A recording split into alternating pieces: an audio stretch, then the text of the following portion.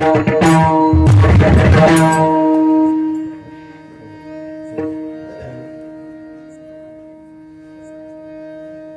संत माय बाप कृपावंत, तुम्ही संत माय बाप कृपावंत, कायमी पतेत कीर्तिवानो, अवतार तुम्हा धराया कारण, उद्धराया जन जड जीवा.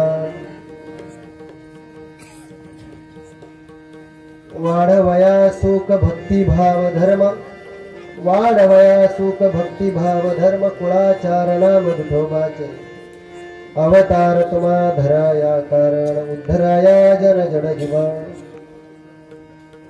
तुका म्हणे गुण चंदनाचे अंगी, तुका म्हणे गुण चंदनाचे अंगी, तैसे तुम्ही जगे संत जन, अवतार तुम्हा धराया कारण, उद्धराया जन जड जीवा. विठाला विठाला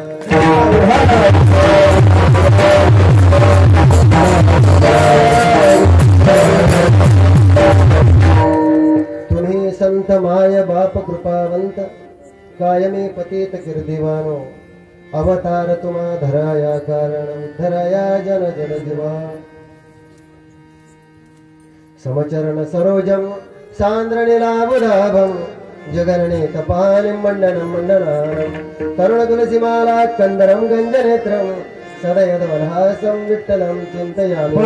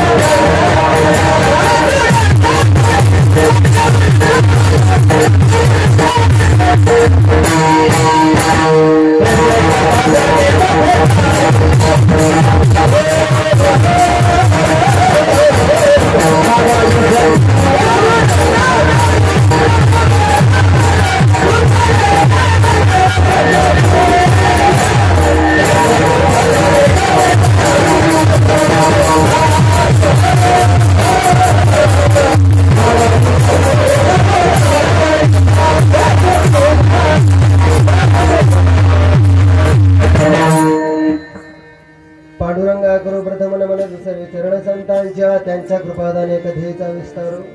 बाबाजी सद्गुरुदास तुका काय माझी वाणी मानेर संताची, रंजवताची अपोर्या श्री संताची माथा चरणावरी साष्टांग हे करी दंडवत. मनोज मार्ग तुल्य वेगम जिते इंद्रियं बुद्धिमतां वरिष्ठं, वातात्मजं वाणविदमुख्यं श्रीरामदूतं शरणं प्रपद्ये.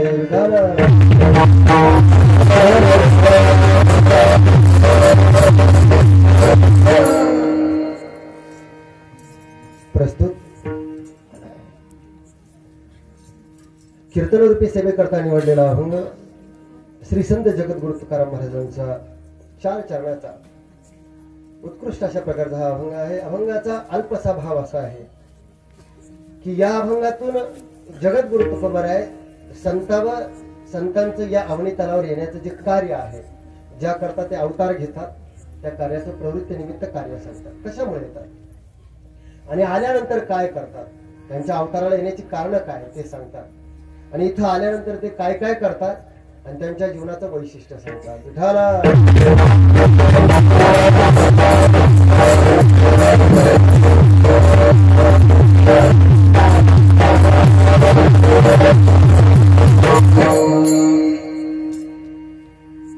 सेवेकरता निवडलेला जो अभंग आहे त्याचा भाव अल्पसा आपल्यासमोर मांडला आहे. प्रत्येक कडव्याचा विचार आपण करणार आहोत. तत्पूर्वी थोडासा परिहार देणं आवश्यक आहे.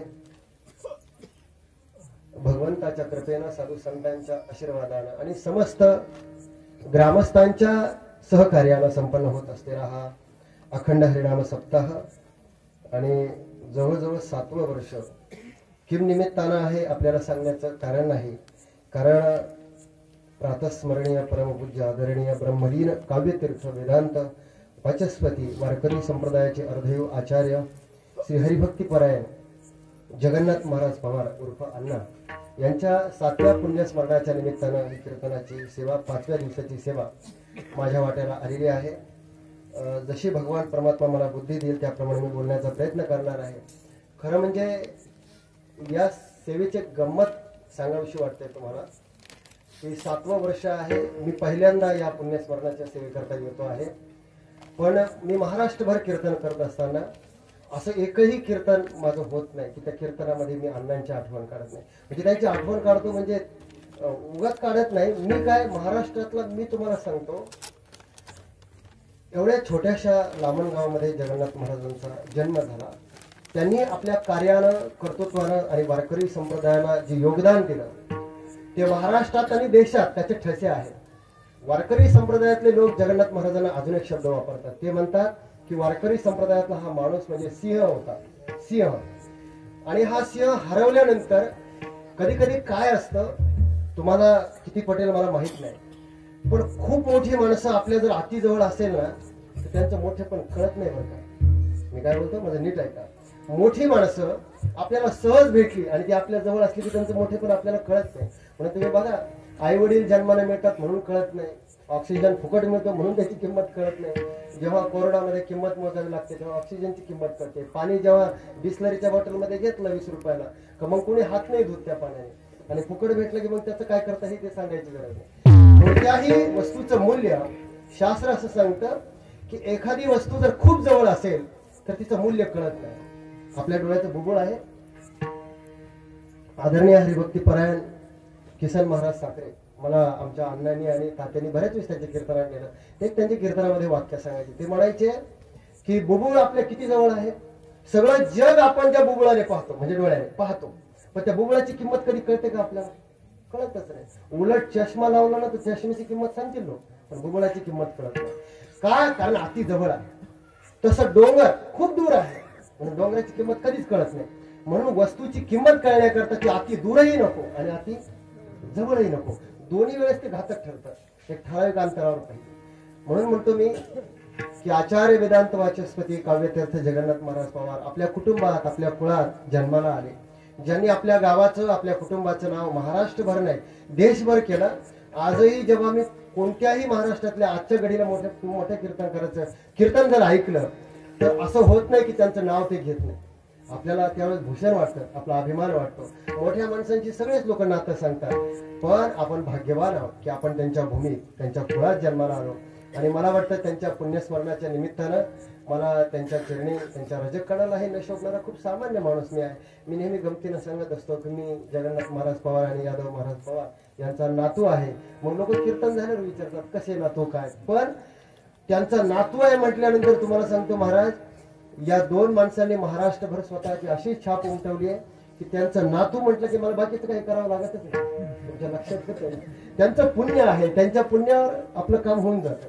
मला सांगायचं आहे की आचार्य वेदांत वाचस्पती जगन्नाथ महाराज पवार यांच्या पुण्यस्मरणाच्या निमित्तानं ही 7व्या वर्षाची असणारी ही सेवा आणि 5व्या दिवसाची सेवा माझ्या वाट्याला आलेली आहे. भगवान परमात्मा माऊली मला जशी बुद्धी देतील त्याप्रमाणे प्रयत्न करणार आहे. आमचे आजोबा हरिभक्तीपरायण यादव महाराज पवार लामणगावकर असतील, आमचे विट्याचे तात्या महाराज असतील, ही खूप मोठी माणसं आहे. यांच्या रजकणालाही न शोभणारा ही खूप सामान्य माणूस आहे, पण अगदी तुमचं लेकरू म्हणून, लहान बालक म्हणून तुमच्यासमोर बोलणार आहे. जसं ज्ञानोबाराय म्हणताय, तुम्ही संत माझी या कडा दिठेचा कराल बहुडा तरी तुम्हा माने एवढा होईन मी. आपल्याच गावातील असणारे हरिभक्तीपरायण आमचे रामदास महाराज खूप चांगले मित्र आहेत. त्यांनी मला फोन केला आणि आवर्जून या ठिकाणी बोलवलं. खरं म्हणजे तुमच्या सगळ्या ग्रामस्थांचे त्यांचे आभार मानतो की आपण ही सेवेची संधी मला दिली. त्याचप्रमाणे आमचे मामा असणारे गणेश महाराज पवार आहे, त्याचप्रमाणे अण्णासाहेब पवार आहे, आमचा योगेश आहे, त्याचप्रमाणे पंढरीनाथ महाराज आहे, आमचे खिरडीहून खास कीर्तनाकरता आलेले आमचे हनुमान महाराज आहेत, त्याचप्रमाणे आमचे काका विनायक महाराज आहे, आमचे वडील सुद्धा कीर्तनाकरता आलेले आहेत. त्याचप्रमाणे या ठिकाणी विनेकरी असणारे एकनाथ तात्या पवार आहे, चौकदार मधुकर सर्जेराव पवार आहे, हार्मोनियम वादक मधुकर नाना शिवतेकर आहे, त्याचप्रमाणे गायनाचार्य आमचे अर्जुन महाराज, मृदंगाचार्य अर्जुन महाराज ठोंबरे गिरवाड्याचे खूप जवळचे आहे. पण मला वाटतं याआधी आपली भेट झाली का? नाही झाली का? गावात झाली, पण इतका सुंदर पखवाज होता. वास्तविक पाहता त्यांची तब्येत पाहिल्यानंतर ते इतका चांगला पखवाज वाजवतील असा काही अंदाज येत नाही, कारण आम्ही एकच पंक्तीतले असं म्हणायला हरकत नाही, पण इतका सुंदर पखवाज वाजवतात. आणि त्याचप्रमाणे गायनाचार्य असणारे आमचे अशोक महाराज व्यवहारे आहेत, जीवनाथ महाराज सोनावणे, सुधाकर महाराज, त्याचप्रमाणे अरुण महाराज आहेत, प्रवीण महाराज पवार आहे, चरण महाराज पवार आहे. वेळेअभावी बरीचशी मंडळी आहे, सगळ्यांची नावं काही घेणं शक्य आहे. पण सर्व संत सज्जनांच्या चरणी नतमस्तक होतो आणि माझ्या अभंगाकडे वळतो. विठ्ठल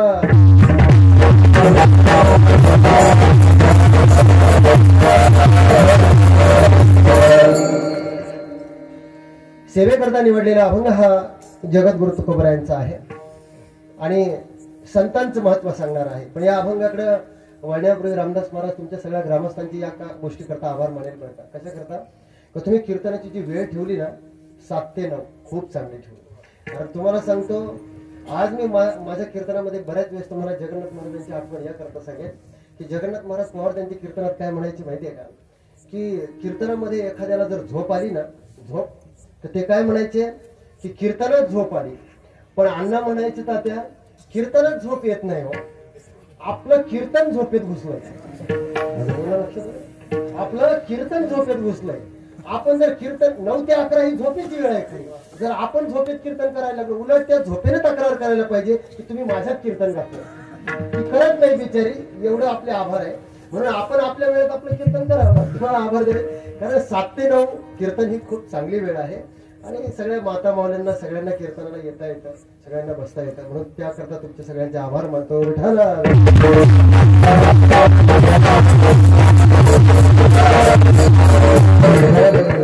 या जगामध्ये संतांचं मूल्य संतांचं मोठेपण सातत्यानं प्रत्येक अभंगामध्ये ज्ञानोबराय तुकोबराय सांगत राहिले.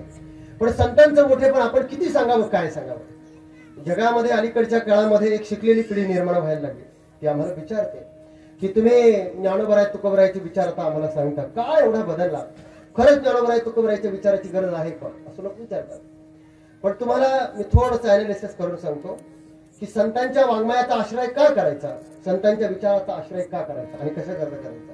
याचं कारण सांगतो. 2 प्रवाह आहे. एक प्रपंच आणि संसार करणारा एक प्रवाह आहे जो तिकडे रद्द झालेला आहे हनुमान महाराज, आणि एक परमार्थ करणारा आहे. दोन्हीही मार्ग जरा तपासून पहा, दोघांचा इतिहास जरा तपासून पहा, मग आपण आपल्या मनाने ठरवायचं आपण काय करायचं. एक परंपरा जगामध्ये अशी आहे की इतका मोठ्यातला मोठा संसार करणारी लोक या जगाच्या पाठीवर झाली. त्याच्यामध्ये तुमचं आमचं नाव लागत नाही बरं का. आपण खूप लहान आहे त्याच्यामध्ये. म्हणजे ज्या श्रीमंताची यादी डिक्लेअर होतात ना ते सुद्धा आता लहान आहे त्या लोकांसमोर. अशी मोठी लोक झाली. त्याच्यामध्ये 2 लोकांचं नाव प्रामुख्यानं, एक रावण आणि सिकंदर. 2 मोठे राजी लोक या जगात झाले, रावण आणि सिकंदर. रावणाने एवढी संपत्ती कमवली की तुकोबराय म्हणतात लंके माझे घरे किती ती सांगत से संख्या जैसी तैसी 5 लक्ष घरे पाषाणाची जेथे शुद्ध कांचनाची सप्तकोटी. विटेची किती होती दगडाची किती होती ती नाही सांगत. शुद्ध कांचनाची म्हणजे सोन्याची किती होती 7 कोटी. मला वाटतं आमच्या मंडळीने जर घरी सणावाराला 2 ग्रॅम जरी करायचं म्हटलं तर आमच्या छातीत कळ निघतो. कारण आपली परिस्थितीच तशी आहे. पण ज्यानं 7 कोटी घरं बांधली त्या रावणाची परिस्थिती आमच्या तुकोबरायांनी सांगली. तुका म्हणे ज्याची संपदा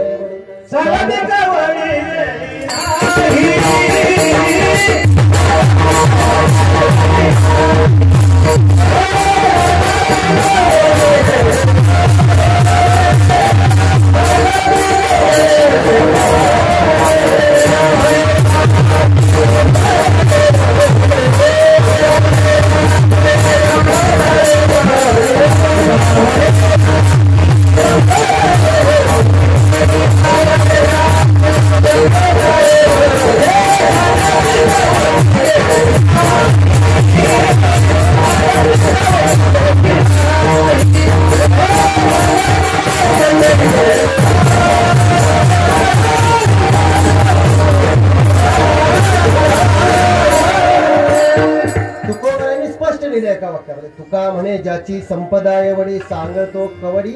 नेली नाही, काहीच नेली नाही. काही नेता आलं बरं त्याला विचारलं, संसार करणाऱ्या माणसाचं सांगतो अजून मला परमार्थाचं सांगायचं. त्याला विचारलं शेवटी तू आयुष्यभर एवढा मोठा संसार केला की तुझं वर्णन तुकोबरायला करावं लागलं, सुख मिळालं. त्याने लिहिलं सर्व सुखाची आशा जन्म गेला, सुखाच्या आशेत जन्म गेला सुख नाही मिळालं. एवढंच एक वाक्य ध्यानात ठेवायचं. आम्ही सिकंदराला विचारलं. सिकंदर जग जिंकत जिंकत भारतात आला. एवढा जग जिंकत आला, सगळं एवढी संपत्ती मिळवली. त्याला विचारलं सुख मिळालं का, त्यालाही सुख मिळालं नाही. तो म्हणतो जन्म गेला सुख नाही मिळालं. आता इकडे या 2 वर्ग संसार प्रपंच करणारे असे होते, 2 राजे. एवढी संपत्ती मिळाली त्यांचा अनुभव आहे सुख नाही मिळालं, सुख नाही मिळालं. ही मी मोठ्या लोकांचं सांगतोय. जी लोक असं म्हणतात की महाराज काय सांगा तुम्हाला की हाडाची काढ करून नको त्या गोष्टीच्या पाठीमागे आपण धावत राहतो. पण एक सांगू महाराज, संपत्ती मिळवू नये, सत्ता मिळवू नये असं संतांनी कधी लिहिलं नाही, सांगितलंही नाही. जोडून या धन उत्तम व्यवहार उदास विचारे मिळवा, पण ते मिळवत असताना त्याचा मार्ग कसा हे स्पष्ट सांगितलं. ते खर्च कसा करावा तोही मार्ग सांगितला, मिळवू नये असं सांगितलंय. आणि एक सांगू का महाराज, अनितीनं आणि अधर्मानं, मी एका पुस्तकामध्ये एक वाक्य वाचलं होतं, आज तुम्हाला गादीवर सांगतो.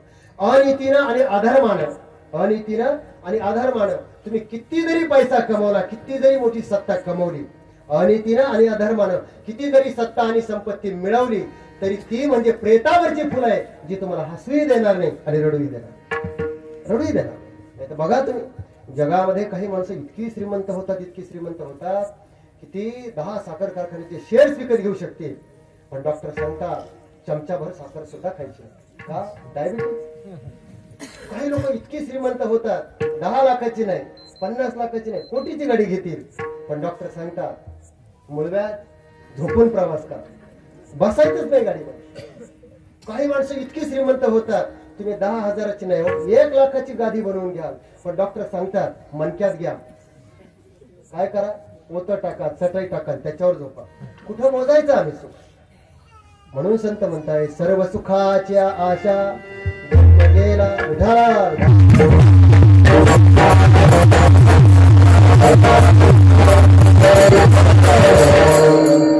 पुढे ऐका, हा अनुभव आहे मोठ्या लोकांचा, मी मोठ्या लोकांचा अनुभव सांगतोय.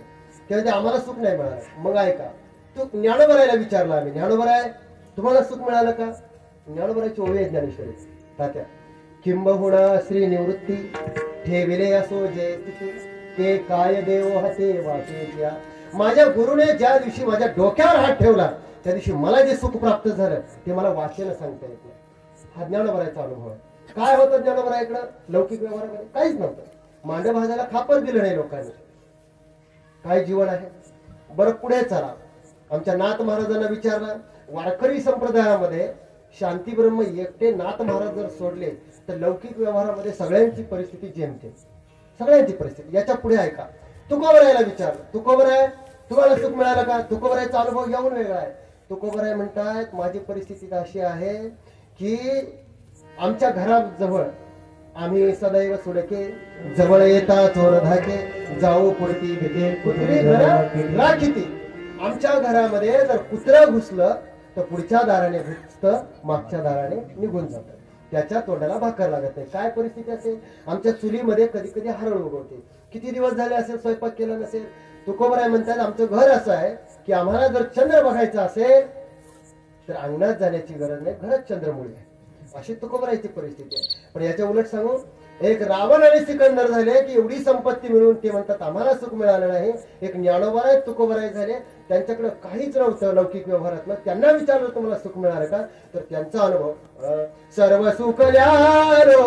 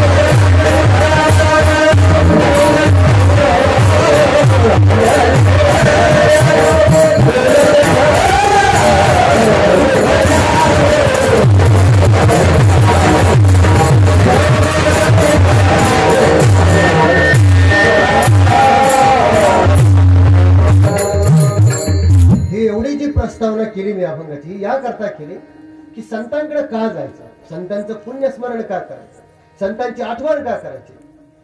जगामध्ये सुख आणि समाधान जर मिळवायचं असेल, सुखी व्हायचं असेल तर संतांच्या विचाराकडे. माझा अनुभव सांगतो तुम्हाला. माझे आजोबा यादव महाराज पवार लांबणकर ते नेहमी सांगायचे, जेव्हा मी संतपीठामध्ये गेलो तेव्हा त्यांनी सांगितलं की नाथांची इच्छा आहे की तुझी तिथे सेवा होणार आणि नाथांच्या कृपेने तिथे गेलो. पण तुम्हाला एक अनुभव सांगतो संतपीठाचा.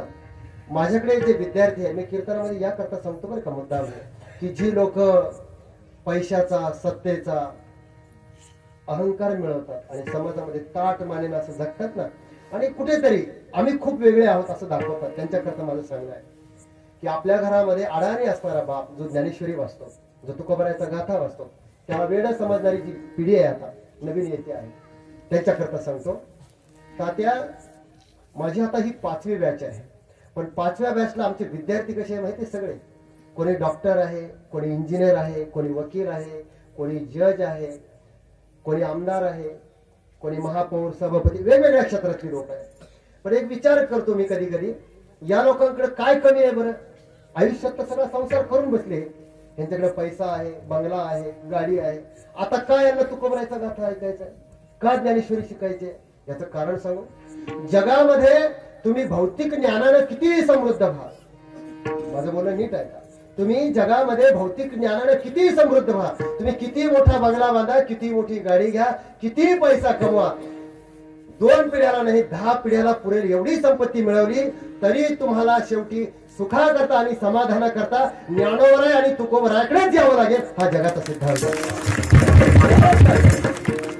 आणि इकडे आले नाही तर तुम्हाला भेटणारच नाही, हे ते मात्र खोटं नाही याच्यामध्ये, हा अनुभव आहे. नाही तर तुम्ही बघा, आयुष्यभर प्रपंच करणारी लोक शेवटी आम्हाला म्हणतात, महाराज परमार्थाशिवाय काय? अरे तू नको सांगू, आमचं त्याच्यातच चाललंय सगळं, तू सांगूच नको, कारण आम्ही लहानपणापासून तेच करत आहोत.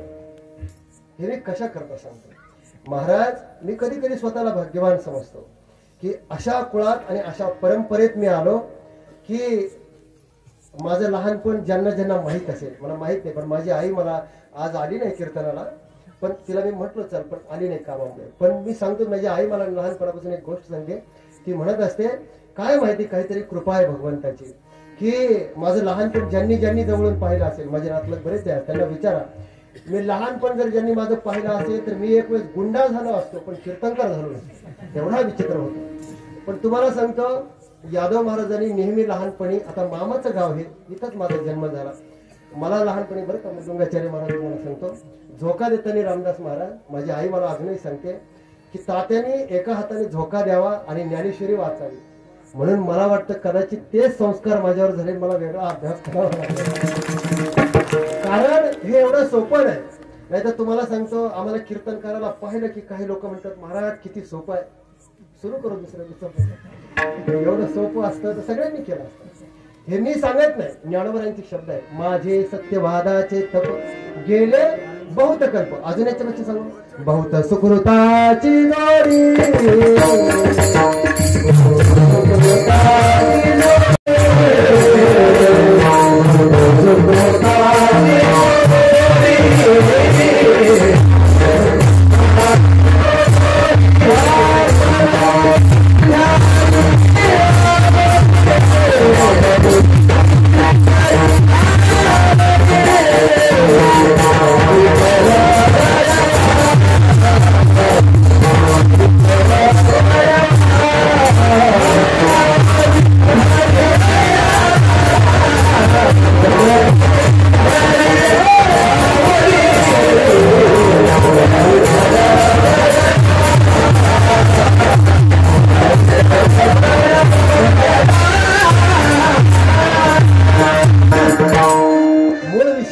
दूर जाऊ नका. मला फक्त एवढं सांगायचं आहे की संतांचं हे सामर्थ्य आहे, संतांचं हे मोठेपण आहे की त्या परंपरेमध्ये जरी तुम्ही राहिला तरी तुम्हाला आयुष्यामध्ये आनंद मिळेल, सुख मिळेल, समाधान मिळेल, बाह्य परिस्थिती काही असू द्या.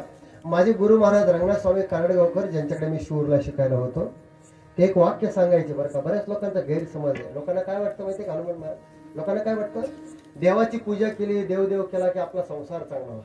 पण आज कीर्तनात तुम्हाला मी सांगतो की तुमच्या संसाराचा आणि परमार्थाचा काही मात्र संबंध आहे.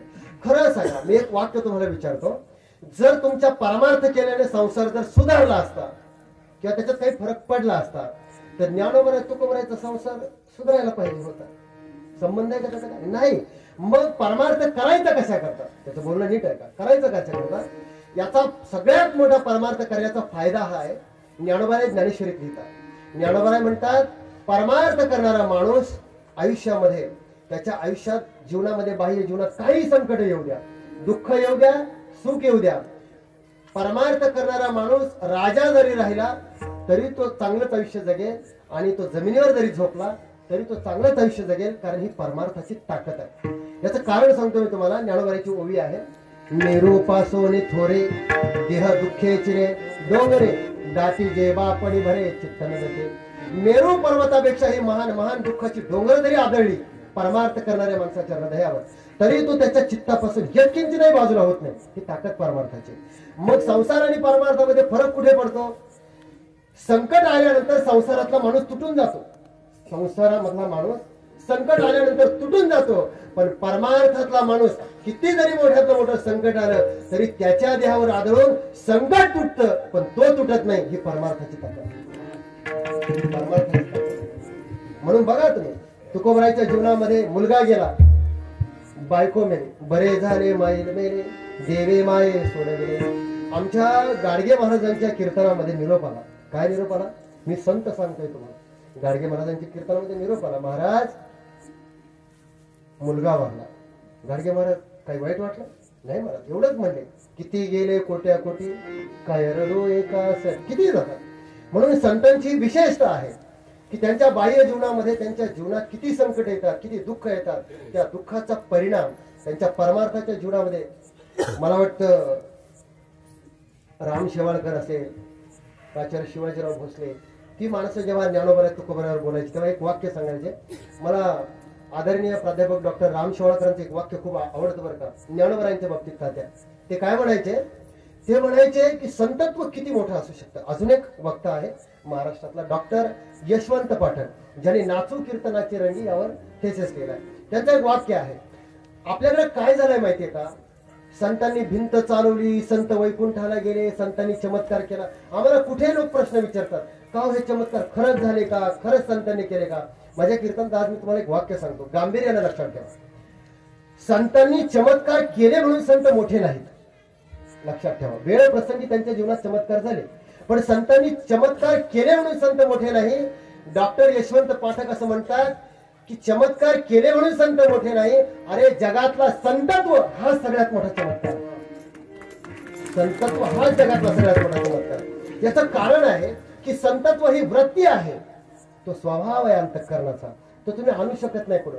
नाही तर तुम्ही बघा, अरे एवढा बुडात हे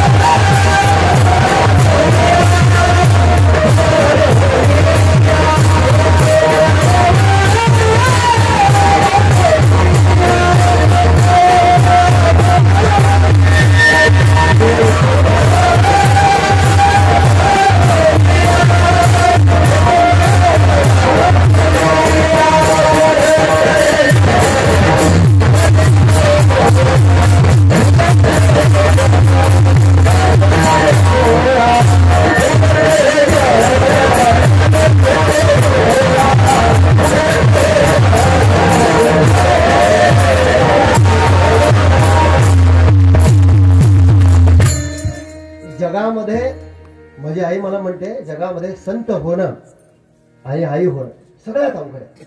का अवघड आहे माहिती? आईबाप झाल्यानंतर कळतं आई होणं काय असतं. एखादी मुलगी जर जीवन जगताना थोडं चुकली ना, तिची आई काय म्हणते माहिती? तुला हे आत्ताच नाही कळायचं, जेव्हा तू आई होशील. तुका म्हणे अंगे भावे ते आपण तरी महिमा. किती दया आहे संतांकडे. आणि संतांचा जो स्वभाव आहे, संतांचं जे वेगळेपण आहे ते इथेच आहे की ते जगावर दया करतात, प्रेम करतात. प्रेम करतात म्हणून ते संत आहेत, दया करतात म्हणून ते संत आहेत. कितीतरी प्रमाण तुम्ही उचलून पहा. जे तरंगले जाणले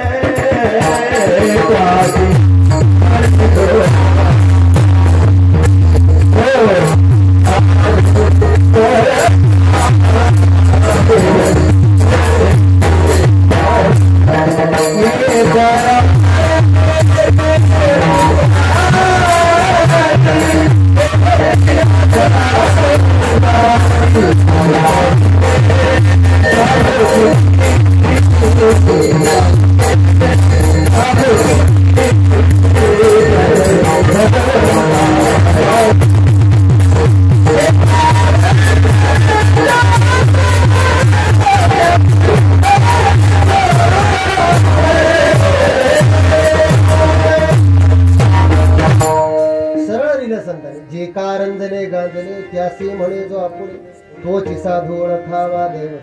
तिथंच देव आहे. देवाचा वेगळा अनुभव सांगितला नाही. जो रंजल्या गांजल्यांना आपलं म्हणतो तो कोणालाही उचलून घेतो. ज्याचा दुसऱ्याचं दुःख पाहून तुका म्हणे सुख परावे सुखे अमृत हे मुखे श्रावण.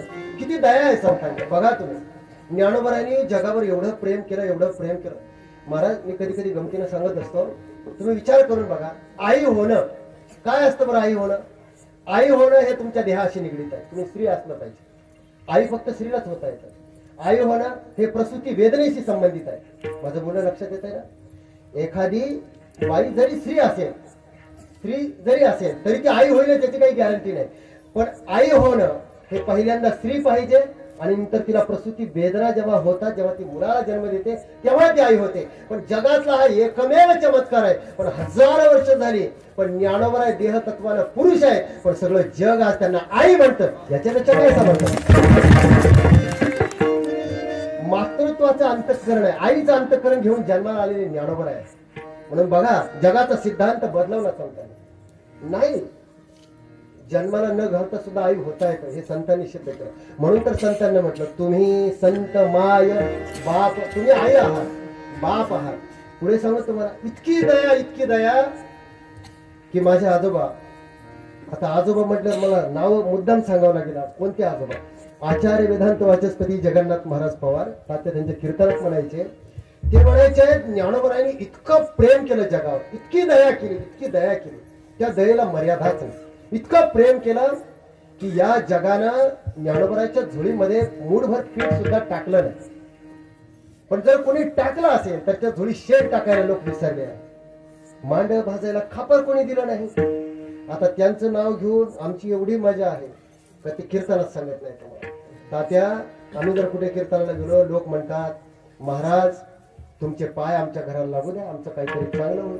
मी म्हणत असतो जिथं आमचे रोज पाय लागतात तिथं अजून काही चांगलं झालं नाही. तुम्ही त्याचा गमतीचा भाग सोडा. हे मी त्या सांगतोय किती ज्ञानोबरांची कृपा आहे, त्यांचं श्रेष्ठत्व आहे.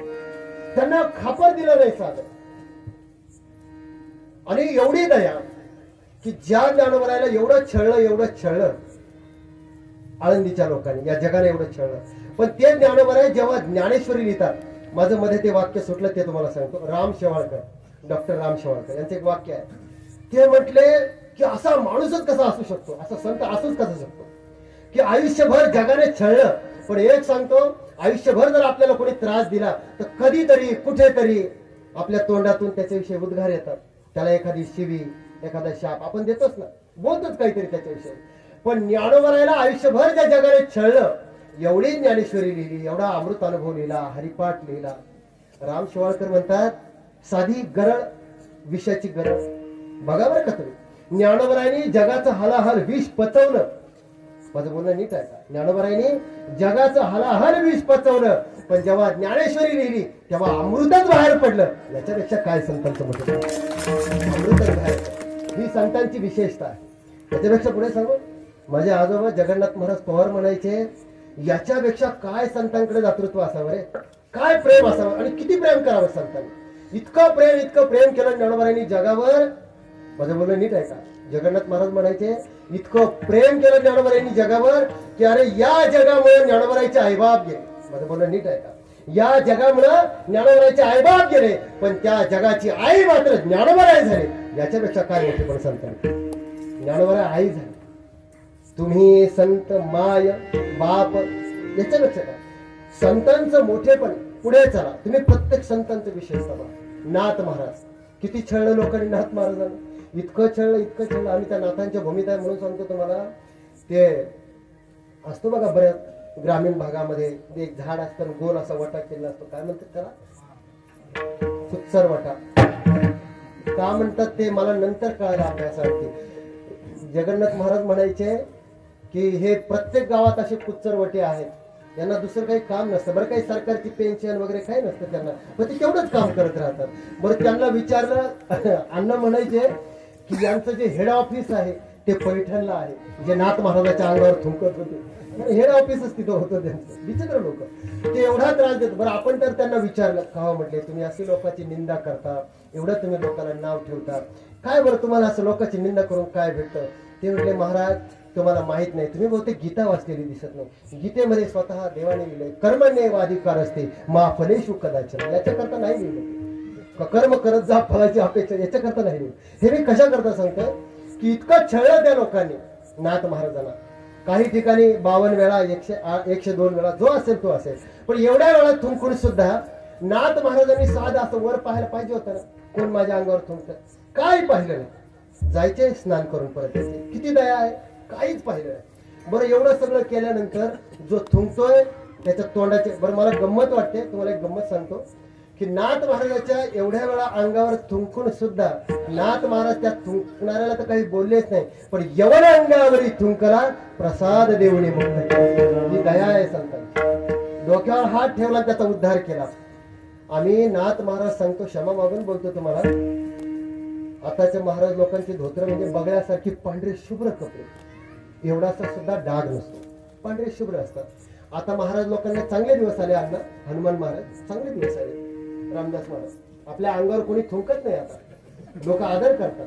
पण जर एखादा चुकून हुकून बाजूला थुंकला समजा आणि 2-4 शिंतोडे जर धोत्रावर उडाले, तुम्हाला सांगतो महाराज आताच्या महाराज लोकांची तळपायाची आग मस्तकाला जाते. एवढा राग येतो, एवढा राग येतो. तात्या तुम्हाला सांगतो आताच्या महाराज लोकांनी शाप दिलेले लोक मरत नाही म्हणून बरं आहे, किती नेले असते.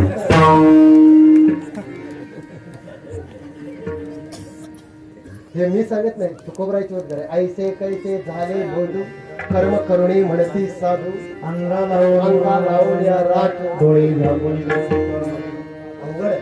कुठे ना एकदा काय झालं तात्या, एक बस स्टॉपवर एक बाई उभी होती, खूप श्रद्धावान होती. बिचारे ग्रामीण भागातले लोक खूप श्रद्धावान असतात, त्यांना धर्मशास्त्र फार खोलात कळत नाही, साधी लोक असतात.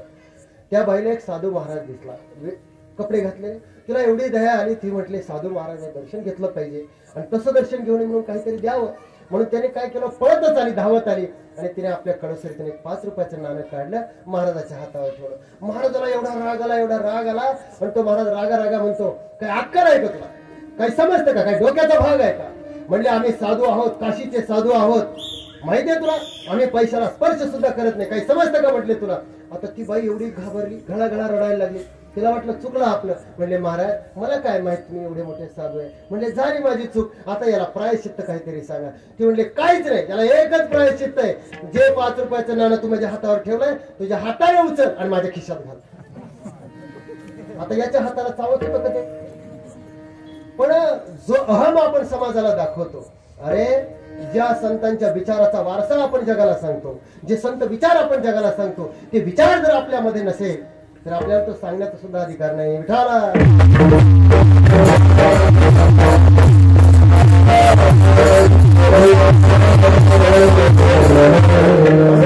ज्ञानोबरायापासून तुकोबरायापर्यंत सगळ्या संतांनी म्हणावं की संतांचं जर मोठेपण कशामध्ये असेल तर संतांच्या ठिकाणी दया आहे, संतांच्या ठिकाणी कृपा प्रसाद करण्याचं सामर्थ्य आहे, म्हणून संत मोठे. अभंगाच्या पहिल्याच्या तुम्ही संत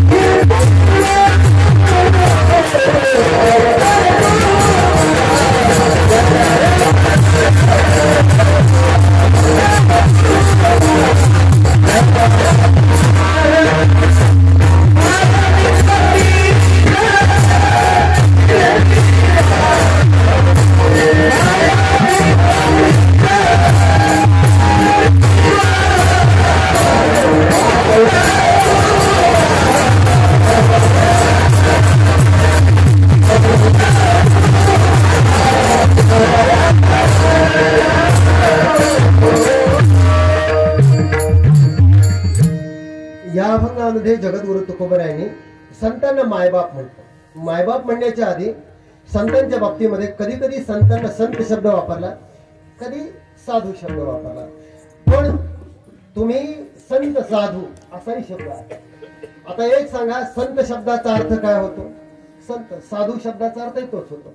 पण याच्यातला एक मार्मिक तुम्हाला गमक सांगतो.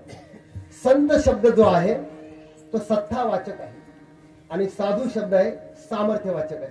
जरा बारकावा सांगतो. आता संत जो शब्द आहे तो सत्तावाचक आहे, साधू शब्द सामर्थ्यवाचक आहे. पण शास्त्र असं सांगतं की सत्ता आणि सामर्थ्य कधीच एका केंद्रात येत नाही. मी काय म्हटलो? संत म्हणजे सत्ता आणि साधू म्हणजे सामर्थ्य.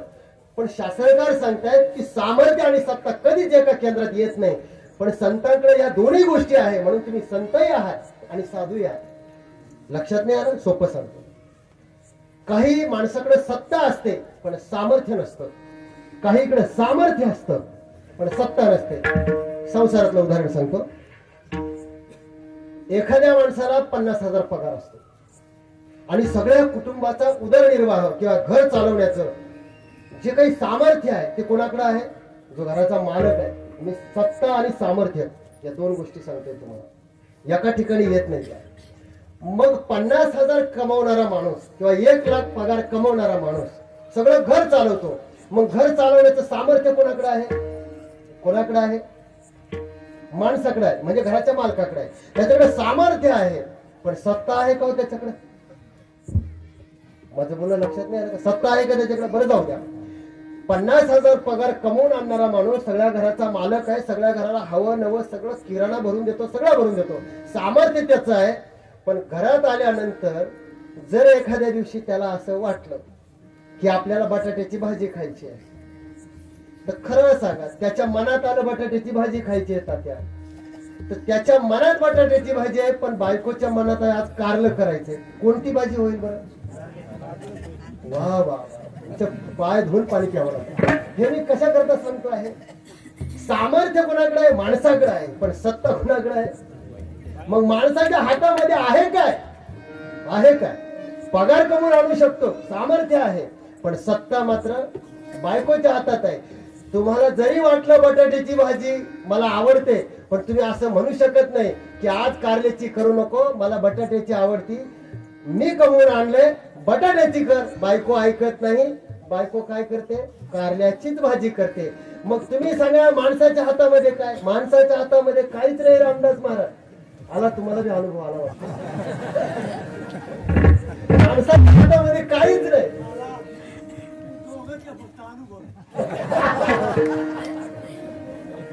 तात्या तुम्हाला अनुभव नाही आला वाटतं.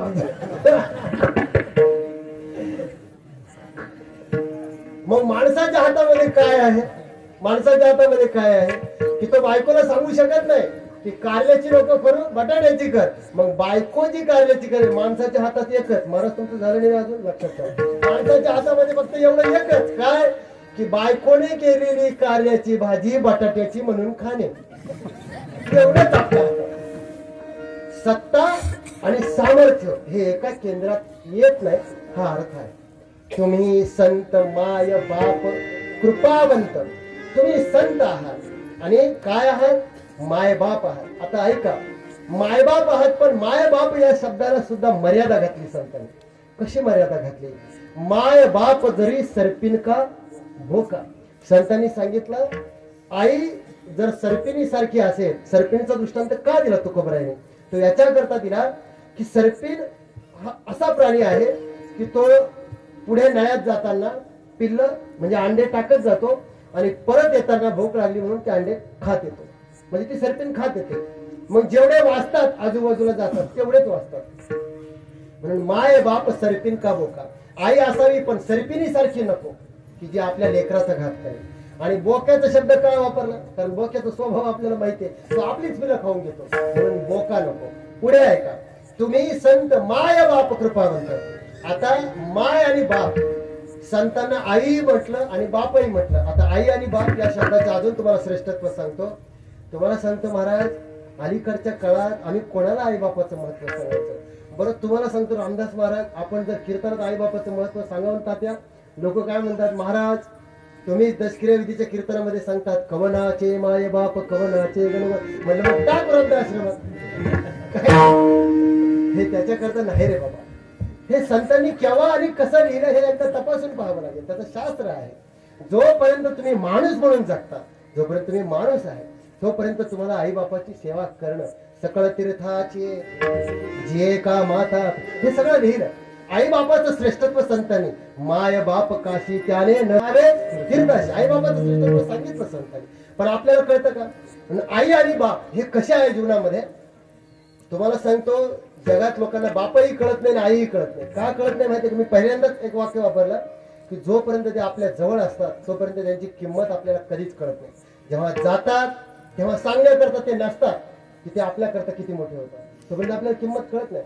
म्हणून आई आणि बाप हे सांगण्याकरता एक उदाहरण माझे गुरु महाराज आणि जगन्नाथ महाराज पवार सुद्धा सांगायचे. ते म्हणायचे की आई बाप कसे माहितीये का? कुंभार माहितीये तुम्हाला? कुंभार तो काय करतो? मडके घडवतो, गरा गरा गरा ते चाक फिरवलं की असा गोळा ठेवतो मातीचा आणि त्यावर आकार देतो मडक्याला. बरं, तो आकार देत असताना खरं सांगा, ते आकार बिघडू नये म्हणून तो काय करतो? त्याच्या एका हातामध्ये थापटणं असतं की थापटणं असतं आणि त्या थापटण्याने तो असं मारत असतो त्या मडक्याला. आता तुम्ही सांगा, त्या मडक्याला मारत असतो, तो मारणारा हात पाहून त्या मडक्याला राग येतो, काय हे मला मारतं. पण मडकं ते मारणं कशा करताय? मडकं बिघडू नये. ते मारणं कशा करताय? मडकं बिघडू नये. ते जे थापट नाही, आमचे शास्त्रकार म्हणतात तो बाप आहे, तो बाप आहे. मडकं बिघडू नये म्हणून जिथं वेळ भेटली तिथं थापट्याच काम करतो, म्हणजे मारायचं काम करतो. त्याचं मारणं तुम्हाला दिसतं, पण एक सांगू का महाराज, जरी त्याचं मारणं तुम्हाला दिसत असलं तरी पण त्याने कितीही तुम्हाला मारलं तरी तुम्ही बिघडू शकत नाही. का माहितीये का? तुमचा आकार बिघडू नये म्हणून बाहेरून तो मारतो, पण त्याचं मारणं जर वाढलं तर उगं मडकं बिघडेल म्हणून मध्ये कुंभाराचा हात असतो, पुन्हा आधाराचा. तो हात कोणता आहे? तो आईचा हात आहे. म्हणजे बाहेरून हाणणारा बाप आहे आणि आतून आधाराचा हात देणारी आई आहे. म्हणून हे दोन जर आपल्याला जीवनामध्ये आकार देतात की जोपर्यंत ते आपल्या आयुष्यात असतात तोपर्यंत त्यांचं महत्व कधी कळत नाही, पण आपल्या जीवनाचा आकार बिघडू देत नाही. म्हणून तुम्ही संत माय बाप कृपावंत विठाला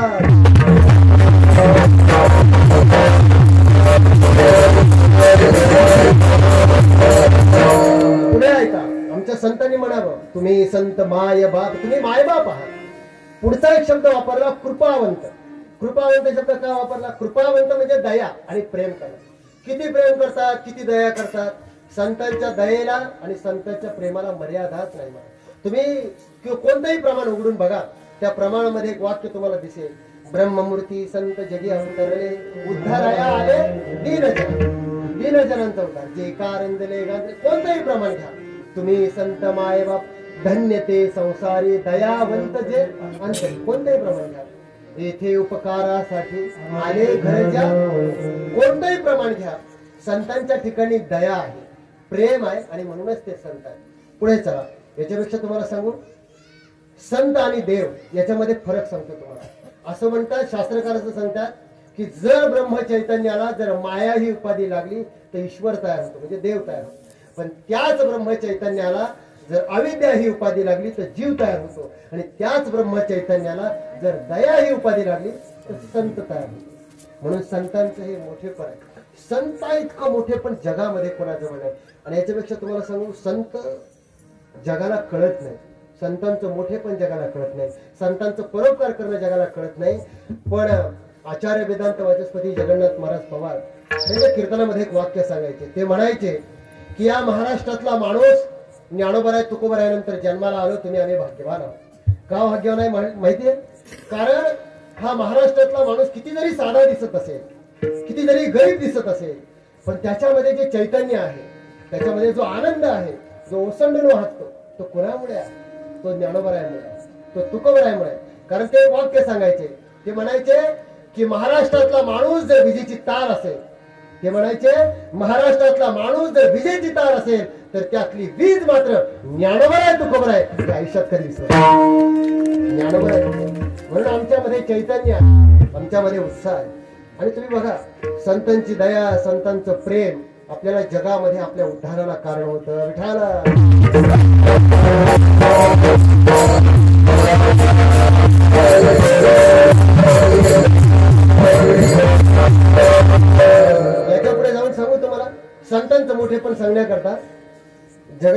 पवार त्यांच्या कीर्तनामध्ये एक वाक्य सांगायचे. ते काय म्हणायचे माहितीये? संतांचं मोठेपण कळावं म्हणून तुम्हाला सांगतो. बघा तुम्ही, एक वर्ग जगामध्ये असा आहे ज्याला आपण काय म्हणतो अतिरेकी. ते अतिरेकी काय करतात बरं? विमानामध्ये बसायचं आणि दुसऱ्या बिल्डिंग मध्ये विमान घालायचं. म्हणजे आत्मघाताबरोबर जगाचा घात. आत्मघाताबरोबर स्वतःच्या नाशाबरोबर जो जगाचा नाश करतो, आत्मघाताबरोबर जगाचा नाश करतो, जगाचा घात करतो, त्याला काय म्हणायचं? आत्मघातकी पथक नाव आहे त्याला. अतिरेकी आत्मघातकी पथक. जो स्वतःच्या घाताबरोबर जगाचा घात करतो त्याला आत्मघातकी पथक म्हणतात. पण बाबा, आम्हाला अभिमान आहे आमच्या वारकरी संप्रदायाचा आणि वारकरी संतांचा की जे आत्म उद्धाराबरोबर जगत उद्धार करतात, म्हणून संत श्रेष्ठ.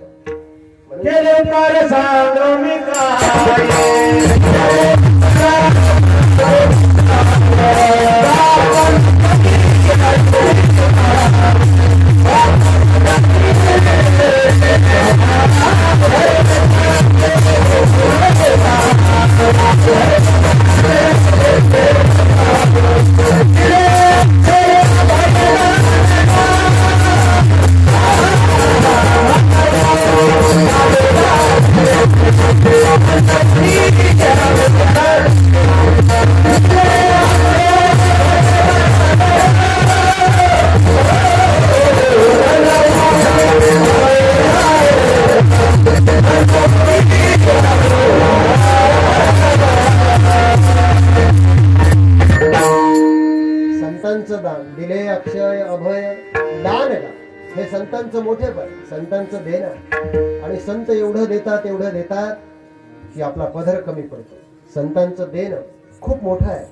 आणि एक सांगू महाराज, या जगामध्ये एक संतांचा वर्ग आहे जो सातत्यानं देत राहतो, जगावर उपकार करत राहतो. नवे नवे आम्ही वैकुंठवासी आलो याची कारण असे बोलिले जे ऋषे साच भावे. संत करताच येतात. काही लोक जन्माला येतात, मरायची वेळ येते, पण त्यांना कळत नाही काय करायचं. एक वर्ग संतांचा आहे की जन्माला येताना ठरवून येतो आम्हाला काय करायचं. आम्ही उपकारा करता आलो जगात, जगाचा उद्धार करण्याकरता आलो. आणि म्हणून संतांनी जगाचं मोठेपण सांगताना, संतांनी जगाचं मोठेपण सांगत असताना सातत्यानं सांगितलं की या जगामध्ये धन्य जर कोणी असेल तर ते फक्त संतच आहे. कारण त्यांनी जगाला खरं धन्यतेचं काम. आणि कोणीही धन्यतेला प्राप्त होत नाही बरं का तात्या, कोणालाही धन्यता देता येत नाही. तुकोबाराच्या गाथ्यामध्ये तुम्ही बघा, कोणालाही धन्यता देता येत नाही. आणि धन्यता हा शब्द असा आहे, तुमच्या गावामध्ये बघा, तुम्ही कुठेही बघा, एखादं छान काम जर कोणी केलं तर लोक काय म्हणतात? धन्यवाद. ज्याला इंग्रजीमध्ये शब्द आहे थँक्यू, धन्यवाद, की तुम्ही जे काम करत आहात ते खूप चांगलं काम करतात. शास्त्र असं सांगतं की जगामध्ये चांगलं काम करणारी माणसं कमी आहेत. जर चांगलं काम कोणी करत असेल गावामध्ये तर त्या माणसाला मदत करा, जाऊन मदत करा. सप्ताह जर कोणी करत असेल तर मदत करा. नाही तुम्हाला सप्ताहात मदत करता आली नका करू, पण कमीत कमी तुम्ही जो सप्ताह करत आहात ते खूप चांगलं काम आहे एवढं तरी म्हणा. तेवढं जरी म्हटलं तरी पुष्कळ झालं. नाही तर सप्ताह बंद कसा पडेल याच्याकरता प्रयत्न नका करू मदत. याच्यापेक्षा पुढे सांगू, संतांनी सांगितलं एक तर मदत करा, नाही मदत करता आली चांगलं काम करणाऱ्या माणसाला भेटून सांगा की तू जे काम करतोय ते चांगलं काम करतोय. एवढं जरी म्हटलं तरी तुम्ही पुण्याची भागीदारी आहात. आणि जर तुम्ही एवढं नाही केलं तर तुका म्हणे सत्य कर्मा व्हावेसाय घातलिया भय नरकावर. काही लोक एवढी विचित्र असतात, चांगलं काम तर करतच नाही, पण चांगलं काम करणाऱ्या माणसाला तात्या तुम्हाला सांगतो, काही लोकांना, माझे आजोबा म्हणायचे जगन्नाथ महाराज पवार, ते म्हणायचे काही लोकांना लोकांच्या घराला आग लागली की एवढं बरं वाटतं. तुका म्हणे जन्माद्याचे सारखं. लोकांच्या घराला आग लागली ना आपल्याला काय मिळणार आहे, पण काहीला खूप चांगलं वाटतं. पण एक सांगू महाराज, हा संतांचा वर्ग आहे. संत सांगतात अरे दुसऱ्याच्या दुःखानं आपण दुःखी झालं पाहिजे, दुसऱ्याच्या सुखानं आपण सुखी झालं पाहिजे. काही माणसं एवढी विचित्र. एक माणूस पेढे वाटत होता, त्याला विचारलं पेढे का वाटतो? म्हणजे घर बांधलं? अजिबात नाही. म्हणजे मोटरसायकल घेतली? म्हणजे अजिबात नाही. मग म्हणजे काय शेती वगैरे घेतली? म्हणजे अजिबात नाही. मग पेढे काय वाटतोय? हनुमान महाराज, रामदास महाराज, तो काय म्हणतो माहितीये का? म्हणजे महाराज आमचा शेजारचा बाळ्या नापास झाला म्हणून पेढे. आता कोणाच्या दुःखामध्ये तुम्ही पेढे? याच्यापेक्षा माझे गुरु महाराज रंगनाथ स्वामी कारडगावकर शिवूरला ज्यांच्याकडे मी शिकायला होतो, ते एक उदाहरण सांगायचं मी याकरता सांगतो की आयुष्यामध्ये तुम्ही चांगलं काम जर नाही केलं आणि चांगलं काम करणाऱ्या माणसाला जर अडथळा निर्माण केला तर तुमच्या जीवनामध्ये ज्याच्याकरता तुम्ही अडथळा निर्माण कराल त्याचं वाईट होईल की नाही माहित नाही, पण तुमचं 100% वाईट होईल. कारण सांगतो, काही मुलं होती कॉलेजची, ते पुण्यासारख्या स्टेशनवर गेले, त्यांना मुंबईला जायचं होतं. आता प्रवास करायचा, रिझर्वेशन नव्हतं, रेल्वेच्या डब्यामध्ये चढले, जागा नाही. आता ही कॉलेजची काही मुलं एवढी आगाऊ असतात, त्याच्यातलं एक जण म्हटलं 2 मिनिटांमध्ये जागा करतो, खाली उतरा. बाकीच्या सगळ्यांना खाली उतरवलं, हा चढला आणि तो म्हटला साप साप साप. आता साप निघाला म्हटल्यावर रेल्वे त्या डब्यामध्ये बाकीची बसलेली असं थोडीच म्हणणार आहे का आता साप निघू दे नाही तर आजगर निघू दे, आम्ही काही जागा सोडणार नाही. असं सगळे उतरले, म्हातारी कोतारी माणसं उतरले. आणि मग हा बाकीच्यांना काय म्हणतो, म्हणले चला बसा, मोकळं जागा झाली, झोपून प्रवास करायचा मुंबईपर्यंत. झोपले ना 9 वाजता, झोपले 3 वाजता उठले, शेजारच्याला उठवलं, म्हटले बघ रे कुठलं स्टेशन आलं. त्याने खिडकीत बघितलं, पुणे दिसतं. अरे म्हटले पुणेच. असं कसं म्हटले, 9 वाजता बसलो, 3 वाजता पुणेच कसं. तेव्हा चहावाल्याला बोलवलं, का म्हटले भाऊ कुठलं स्टेशन. हो म्हटले पुणेच आहे. भाऊ म्हटले वेडे झालं की काय, आम्ही 9 वाजता बसलो, 3 वाजले, अजून पुणेच कसं. तेव्हा तो चहावाला काय म्हणतो, भाऊ बहुतेक तुम्हाला माहित नाही, त्याचं झालं असं की या डब्यामध्ये साप निघाला आणि हे रेल्वे खात्याला माहित झालं आणि म्हणून रेल्वे खात्याने वेळेवर असा निर्णय घेतला की उगा बाकीच्या डब्याला धोका नको म्हणून एवढा डबा गाळायचा आणि बाकीचे डबे जाऊ घातलिया. असं आपल्या जीवनामध्ये चाललंय. काही लोकांना त्रास दिला का त्याला वाटतं वा वा कशी जिरवली मी. पहिले एक म्हण होती बरं का महाराष्ट्र शासनाची, पाणी अडवा पाणी जिरवा. आता लोकांनी माणसं अडवा आणि माणसं जिरवा, नुसती माणसाची जिरवा जिरवी लाव. कशा करतो आपण. लोक म्हणतात काही माणसं आम्हाला अशी भेटतात मामा, काही माणसं अशी भेटतात की म्हणतात 1 एकर जमीन विकली पण याची जिरवतो. अरे सगळ्यांची जिरते, तो वकील सगळ्यांची जिरवतो. कशा करतो आपण. अहो महाराज, 1 गुंठा अर्धा गुंठ्याची गोष्ट असते. यांचं भांडण कोर्टात गेलं ना, यांच्या भांडणावर तो 2 एकर जमीन घेतो, हा 2 एकर विकतो. ही परिस्थिती आहे. कशा करता आपण करतो. कुठेतरी विचार करण्यासारखी गोष्ट आहे. आणि आज महत्वाचा विषय निघाला म्हणून तुम्हाला सांगतो की आपण भाग्यवान आहोत की अरे आपण ज्ञानोबराय तुकोबरायचे वंशज आहोत. आपण छत्रपती शिवाजी महाराज, ज्ञानोबराय तुकोबरायची परंपरा सांगतो, धर्मवीर संभाजी महाराजांची परंपरा सांगतो. आणि हा देश एवढा संपन्न आहे की ज्या देशानं आपल्याला शिकवलं, एक लक्षात ठेवा, या देशामध्ये आपल्याला कसं जीवन जगायचं हे जसं संतांनी शिकवलं. आयुष्यामध्ये कितीही संकट येऊ द्या पण त्या संकटामध्ये न घाबरता जीवन कसं जगायचं. संकट किती जरी आली तरी त्या संकटांच्याही डोक्यावर पाय ठेवून आयुष्यात जीवन कसं जगायचं हे महाराष्ट्राला छत्रपती शिवाजी महाराजांनी शिकवलं. छत्रपती शिवाजी महाराजांनी शिकवलं. आयुष्यात किती जरी संकट आली तरी संकटांच्या डोक्यावर पाय ठेवून जगायचं कसं छत्रपती शिवाजी महाराजांनी शिकवलं. आणि आयुष्यामध्ये धर्माकरता मरण आलं तर मरायचं कसं हे छत्रपती संभाजी महाराजांनी शिकवलं. जीवनाचं सोनं करता येतं, फक्त करणारा पाहिजे. आपल्याला आयुष्यामध्ये धड जर जीवन जगता येत नसेल, 10वी नापास आत्महत्या, 12वी नापास आत्महत्या, कामच करता येत नाही, आपल्याला काम शोधता येत नाही. जगामध्ये विचार करण्यासारखी गोष्ट आहे. कधी कधी मी गमतीने विचार करतो, दुसऱ्या राज्यातली लोक आपल्या राज्यात येऊन पोट भरतात. विचार करून बघा, केरळची लोक, आंध्राची लोक, विहिरीचं काम करणारे, टायर मध्ये हवा भरणारे, सगळे दुसऱ्या राज्यातले. आणि आपल्या देशातली काय करतात, याची टवाळी त्याची टवाळी, कुठल्याही तरी वाट्यावर बसलेली असतात. हे एक सांगू महाराज, या देशात जे महापुरुष जन्माला आले त्यांनी आपल्याला केवढी मोठी परंपरा निर्माण केली, केवढी श्रेष्ठ परंपरा आपल्याकडे. एवढी परंपरा असताना जर आपल्याला जीवनामध्ये नैराश्य येत असेल तर मला वाटतं आपल्यासारखे दुर्भाग्यवान आपण.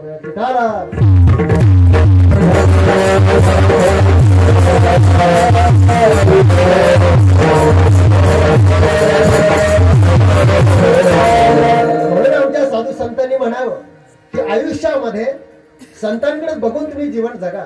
आयुष्यामध्ये माणसं नुसती रडत राहतात. माणसं काय म्हणतात, महाराज आमच्याकडे हे नाही, आमच्याकडे ते नाही. अरे आयुष्यात जरा इतिहास उचलून पहा मोठ्या माणसांचा, मग लक्षात येईल. कधी कधी काही माणसं म्हणतात, महाराज मला पायात घालायला बुटच नाही. एक माणूस पाहिला त्याला पायच नव्हता, त्याला पायच नाही, त्याने कोणाकडे रडायचं. आपल्याला कसं आहे माहितीये का, आयुष्यामध्ये जे नाही ते म्हणून रडत बसण्यापेक्षा जे आहे त्याचा उत्कृष्ट वापर करा आणि यश खेचून आणा. हे आयुष्यातल्या मोठ्या माणसांनी आपल्याला शिकवलं, आयुष्यामध्ये मोठ्या माणसाने आपल्याला शिकवलं. पण आपलं काय झालंय, रडायची सवय लागली आपल्याला. म्हणून तुम्ही इतिहास वाचून बघा मोठमोठ्या माणसांचा, संतांचं जीवन, संतांचं चरित्र आपल्याला हे शिकवतं की जीवनामध्ये कोणती जरी परिस्थिती निर्माण झाली तरी त्या परिस्थितीमध्ये जीवन जगता येतं, सुखानं समाधानानं जगता येतं. अहो महाराज, जगन्नाथ महाराज म्हणायचे, करतल भिक्षा तरुतर वास. हा संतांची परंपरा आहे की हातावर भाकर घेऊन देवाचं भजन करावं, ही संतांची परंपरा आहे. आणि अशी परंपरा जर आपल्याकडे असेल तर मला वाटतं आपल्याला सुख आणि समाधान शोधण्याकरता, मला वाटतं शिकागोच्या धर्म परिषदेमध्ये जे स्वामी विवेकानंदांचं भाषण झालं त्या भाषणातलं एक वाक्य तुम्हाला मी सांगतो. स्वामी विवेकानंद वेगवेगळी भाषणं त्या ठिकाणी दिली, पण एक त्यांचं जे त्याच्यातलं भाषण आहे ते ज्ञानोबरायांच्या पसायदानावर आधारित आहे की आता विश्वात्मकेने विश्वधर्म त्यांनी त्याच्यामध्ये सांगितलं. त्याच्यातलं एक वाक्य आहे ते काय म्हटले माहितीये का? ते म्हटले, आम्ही जगातल्या सगळ्या धर्माचा आदर करतो, आम्ही जगातल्या सगळ्या धर्माचा आदर करतो, पण याचा अर्थ असा होत नाही की जगातल्या लोकांनी आम्हाला धर्म शिकवावा. कोणी आम्हाला धर्म शिकवायचं नाही, कोणी आम्हाला धर्म सांगायचं नाही. हे स्वामी विवेकानंदांचे उद्गार आहेत. का? याचं कारण त्यांचे उद्गार आहे. ते म्हणले, अरे तुम्ही आम्हाला काय धर्म शिकवता? अरे तुमच्यापेक्षा हजारो वर्षाची ऋषीमुनींची परंपरा आमच्याकडे. आणि एक सांगू का म्हटले तुम्हाला, त्यांचं वाक्य आहे की आमच्या दारामध्ये जो माणूस भीक मागायला येतो, आमच्या दारामध्ये जो माणूस भीक मागायला येतो, तो भीक मागायला आलेला माणूस सुद्धा एक ज्ञानोबराची ओवी सांगतो, एक तुकोबरायचा अभंग सांगतो. एवढी तत्वज्ञानाची बैठक ज्या देशामध्ये, त्या देशाला काय कोणी धर्म शिकवावं? गरज नाही आपल्याला. पण आपली परंपरा, आपलं श्रेष्ठत्व आपल्याला कळालं नाही. आपलं कसं आहे माहितीये का? आपल्याकडे संतांनी खूप काही दिलंय, पण त्यांचं मोठे पण आपल्याला कळत नाही. म्हणून संतांनी म्हणावं की आम्ही जे इथं आलो ते कशा करता आलो. अभंगाचं दुसऱ्या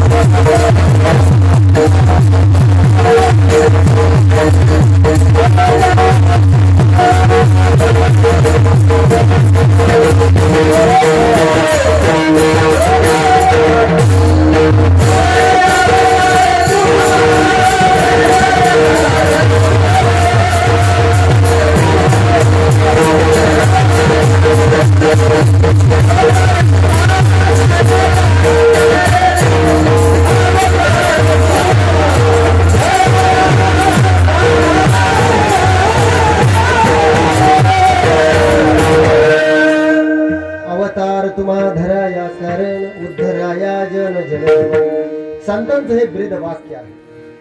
ब्रीद वाक्य आहे काय की आम्ही जड जीवांचा उद्धार करतो. ब्रीद वाक्य अशी असतात महाराज काही काही, ते ब्रीद वाक्य लक्षातच ठेवणं गरजेचं असतं. पोलीस खात्याचं सुद्धा एक वाक्य आहे काय, सदरक्षणाय खल निग्रहणाय, संस्कृतातून घेतलेलं आहे.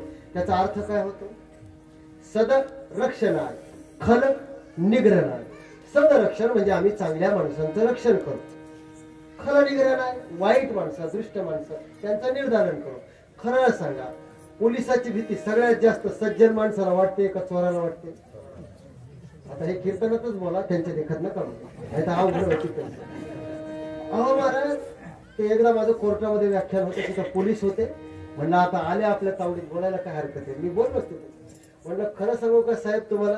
ते जज होते, पोलीसही होते. म्हणलं साहेब, जेवढी चोराला भीती वाटत नाही तेवढे सज्जन माणसाला पोलिसाची भीती वाटते. पोलीस आपल्याला मित्र वाटला पाहिजे. तसं संतांचं ब्रीद वाक्य आहे. संतांच्या जवळ का मला जावं असं वाटतं, संतांच्या मांडीवर का बसावं असं वाटतं, याचं कारण आहे. कारण उद्धराया जन जड जीवा चित्त हबळ आहे. इतकी तळमळ आहे की ते आमच्या संतांनी म्हणावं, अरे जगामध्ये सगळी माणसं तुमचा स्वीकार करणार नाही, तुम्हाला बाकीची माणसं दूर लोटतील. म्हणजे बघा तुम्ही जगामध्ये माणसं जोपर्यंत, बघा बरं का शास्त्र असं सांगतं, जोपर्यंत तुम्ही काम करता, जोपर्यंत तुम्ही कर्तृत्ववान आहात, जोपर्यंत तुम्ही काम करता, तोपर्यंत सगळं जग तुम्हाला मान देईल, सगळं गाव तुम्हाला मान देईल, समाज तुम्हाला मान देईल. हे मी सांगत नाही, संतांचे संदर्भ आहे. जोवरी चळन गा तोवरी म्हणते माझा, आणि सुखाची आकाजा, इंद्रिय मावळली कैसा विपरीत झाला, तोच देह आहे. संत काय म्हणतात, देह तोच आहे. कोणता? की ज्या देहाला कधीतरी जगन्नाथ महाराज म्हणायचे की एक दिवस ज्या घरामध्ये तुम्ही जन्माला आला, माझं वाक्य नीट आहे का, त्यांची पुण्यतिथी आहे म्हणून त्यांचीच वाक्य सांगतो मी तुम्हाला सगळे. काय म्हणायचे ते, की ज्या घरात एक दिवस तुम्ही जन्माला आलात म्हणून तुमच्या नावाने आनंद उत्सव साजरा केला गेला. त्या घरामध्ये तुम्ही जन्माला आलात, तुमच्या नावाने आनंद उत्सव साजरे केले गेले, तुमच्या नावाने पेढे वाटले गेले. पण त्याच घरामध्ये एक दिवस तुम्ही मराले म्हणून लोक नमस्कार करणार. ही संसाराची वस्तुस्थिती आहे. म्हणून आपण ठरवायचं आपण काय करायचं. म्हणून तुम्ही बघा, ज्ञानोबर आहे, तुकोबर आहे, महापुरुषांना हे कळतं की आपल्या हातामध्ये जे आयुष्य परमेश्वराने दिलंय, त्या परमेश्वरानं जे आयुष्य परिमळ नावाची गोष्ट दिली, परिमळ गेलिया ओस फूल देठी आयुष्य शेवटी देह. आयुष्य निघून गेलं की त्या देहाची किंमत राहत नाही. म्हणून जोपर्यंत तो देह आहे तोपर्यंत ते परमार्थ करतात, चांगलं जीवन जगतात. आणि काही माणसं असं जीवन जगतात, असं जीवन जगतात की सगळं आयुष्य त्यांचं एकदा वाया गेलं की तुम्हाला सांगतो महाराज, एकदा का आयुष्य संपलं की मग माणसं काय भजनासी उरले ते बरीच माणसं थकली की मग म्हणतात, महाराज आता आम्हाला सांगा ज्ञानेश्वरीची पारायण जर कुठे बसली तर. आता ज्यांना डोळ्यानं दिसतच नाही त्यांनी पारायण कसं करायचं? तीर्थयात्रा करायची इच्छा असते, कसं करणार ते? म्हणून संतांनी उगाच थोडी लिहिलं, जव हे सकळ हात चालावया. जोपर्यंत दृष्टीने तुम्हाला दिसतं तोपर्यंतच तुम्ही परमार्थ करू शकता. आपलं कसं आहे माहितीये का महाराज, जोपर्यंत हातपाय चांगले असतात, सगळं शरीर चांगलं असतं, आणि परमार्थ करणाऱ्या माणसामध्ये आणि संसार करणाऱ्या माणसामध्ये तुम्हाला एक फरक सांगतो बरं का, एक फरक सांगतो. परमार्थ करणारा माणूस आयुष्यामध्ये जसा जसा म्हातारा होतो, भजन करणारा पूजन करणारा माणूस जसा जसा आयुष्यामध्ये म्हातारा होतो तसा तसा तो चमकत जातो, त्याची चकाकी वाढत जाते, त्याची कीर्ती वाढत जाते, तो चमकत जातो. पण संसार करणारा माणूस जसा जसा म्हातारा होतो तसा तसा तो चमकत नाही, त्याच्या चमका निघतात गुडघ्यातून पायातून. आयुष्यभर लोकांना त्रासच तेवढा दिलेला असतो. कशा करता सांगतात लोक, म्हणतात स्वर्ग नरक, अरे कुठे नाही, सगळं इथेच भोगावं लागतं. हे कशा करता सांगताय? आयुष्य एवढं सुंदर दिलं आपल्याला देवाने. अरे आपण गेल्यानंतर विचार करा, आचार्य वेदांत वाचस्पती जगन्नाथ महाराज पवार आज गेले, आपलं 7 वर्ष झाली त्यांना. आजही आपण त्यांचं स्मरण करतो, त्यांची आठवण करतो. या जगामध्ये सिद्धांत आहे, जिवंत कोणाला राहता येत नाही. माझं बोलणं नीट आहे का? जिवंत कोणालाच राहता येते. येथे उरो नाही आले अवतार, देव नाही शिल्लक राहिले, पैगंबर पीर कोणी शिल्लक नाही राहिले. आणि हा सिद्धांत या जगामध्ये कोणीही शिल्लक राहू शकत नाही. पण तुम्हाला जर जिवंत राहायचं असेल, उत्तम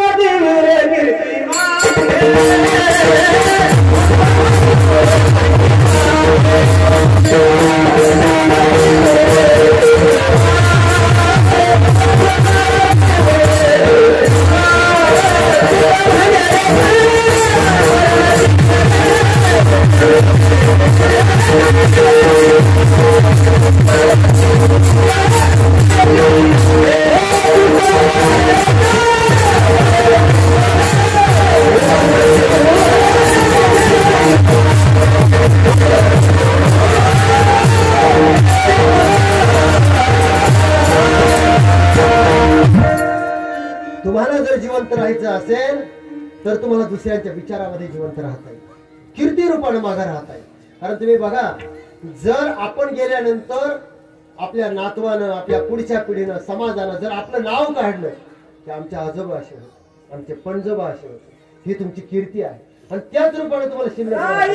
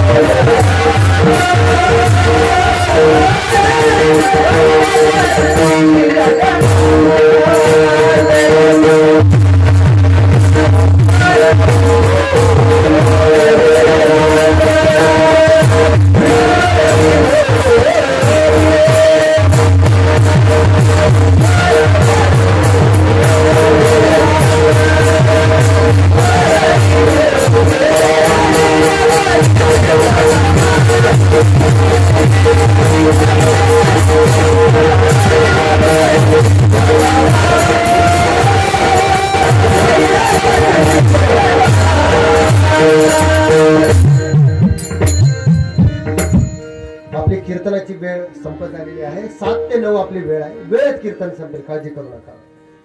अवतार तुम्हा धराया कारण उद्धराया जन जन जीवा, एवढंच कार्य संतांचं आहे. आणि त्यांच्या कामामुळं, त्यांच्या कार्यामुळं ते मागे शिल्लक राहतात. आणि वारकरी संप्रदायाचा एक विशेष आहे की जगन्नाथ महाराज पवार म्हणायचे, जी माणसं नुसतं काम करतात ती कोण? संसारी. जी माणसं नुसतं काम करतात ती संसारी. जी माणसं नुसतं भगवंताचं नाम घेतात ती संन्यासी. पण काम आणि नामाची जिथं जोड आहे तिथं हा वारकरी संप्रदाय, तिथं हा वारकरी संप्रदाय. कामामध्ये काम, नुसती काम करणारी माणसं आम्हाला नको आणि नुसतं भजन करणारी नको. या दोन्हीचा मेळ पाहिजे. असोनी संसारी जेव्हा वेगो करे वेदशास्त्र. आणि म्हणून संतांचं या जगामध्ये येणं, अवतीर्ण होणं हे कशा करताय? वाढवया सुख भक्ती भाव धर्म कुळाचार नाम विठोबाचे.